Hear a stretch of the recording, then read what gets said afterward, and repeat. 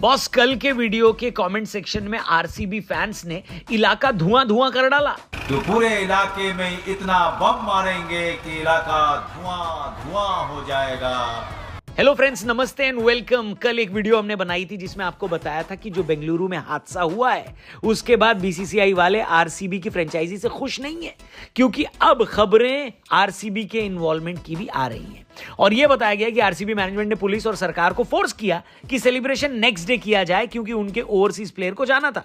इस रीजन से बीसीसीआई अब मामले की जांच कर रही है और सुनने में आया है कि अगर आरसीबी दोषी पाई जाती है तो इस टीम को 1 साल के लिए बैन कर दिया जाएगा। यानी कल की जो वीडियो हमने बनाई उस पर लगभग 3000 कमेंट्स आए, जिनमें से कुछ मैं पढ़ के सुना देता हूं। एक भाई ने लिखा है कि बिना आरसीबी के आईपीएल की हाइप आधी हो जाएगी, और यह बात हेटर्स भी मानेंगे। बात तो सही है। दीपक शर्मा भाई ने कहा है कि बैन कर दो आरसीबी को, ताकि सबको पता लग जाए कि आईपीएल की आधी व्यूअरशिप किस टीम की वजह से आती है। कौशल साहू भाई ने तो अपने कमेंट में पाकिस्तान को भी लपेट लिया और कहा कि आरसीबी बैन हो गई तो आईपीएल को पीएसएल बनते देर नहीं लगेगी।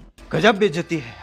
और इन सब की बातों में दम है दोस्तों, क्योंकि आईपीएल की टिकट अगर आप ध्यान से देखो तो 2-4 ही प्लेयरों की वजह से बिकती हैं, जिनमें से विराट कोहली एक मेजर फैक्टर है।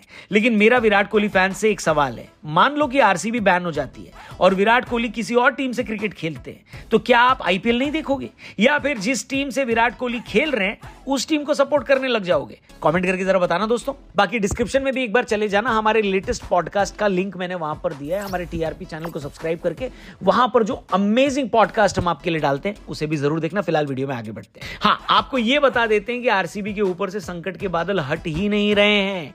मैं रोज सोचता हूं कि टॉपिक इंडिया इंग्लैंड सीरीज पर रखा जाए।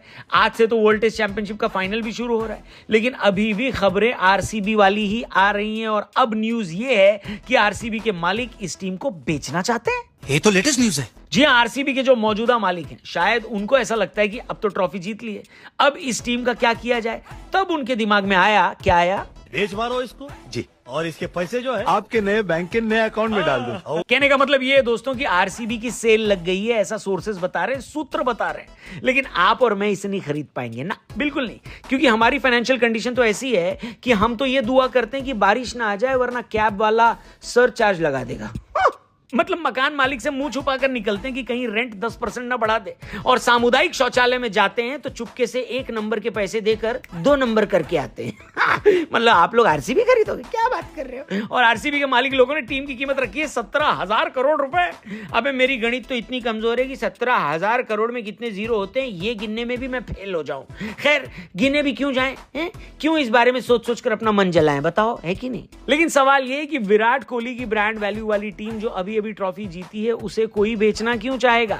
क्या इस खबर में सच्चाई है भी या नहीं? तो दोस्तों, 3 दिन से ये न्यूज मार्केट में आनी शुरू हो गई थी कि आरसीबी के ओनर्स जो बेंगलुरु में घटना हुई उसके बाद से नाराज चल रहे थे। जीत की खुशी भी उस हादसे की वजह से खत्म हो गई थी। और फिर यह खबर कल दिन भर मार्केट में आई कि इस घटना से जो रेपुटेशन डैमेज हुआ है, इसकी वजह से आरसीबी के मालिक नाराज हैं। और जब से सुनने में आया कि आरसीबी 1 सीजन के लिए बैन हो सकती है, तो वो खाओ पियो खिसको करना चाहते हैं, क्योंकि उनको लगता है कि आरसीबी से ज्यादा फायदा जेसीबी में है। कम से कम खुदाई के तो काम आएगी। बीच में तो ट्विटर पर यह भी चल गया था कि अगर आरसीबी बिकी तो शिल्पा शेट्टी और राज कुंद्रा उस पर पैसा लगाना चाहेंगे। लेकिन इन रूमर्स पर भी कल रात तक विराम लग गया, क्योंकि मुंबई स्टॉक एक्सचेंज में जब इस तरह की खबर फैली तो उन्होंने डायरेक्टली कंपनी के मालिकों से संपर्क किया, और फिर उनकी कंपनी सेक्रेटरी ने मीडिया में आकर यह बात क्लैरिफाई करी है कि हम भी सुबह से इस बारे में सुन रहे हैं कि आरसीबी को हम बेच देंगे, लेकिन हमारा ऐसा कोई प्लान नहीं है। ये मीडिया रिपोर्ट्स भटकाने वाली हैं और हमारा इस तरह का कोई भी डिस्कशन नहीं है। यानी आरसीबी के फैंस खुश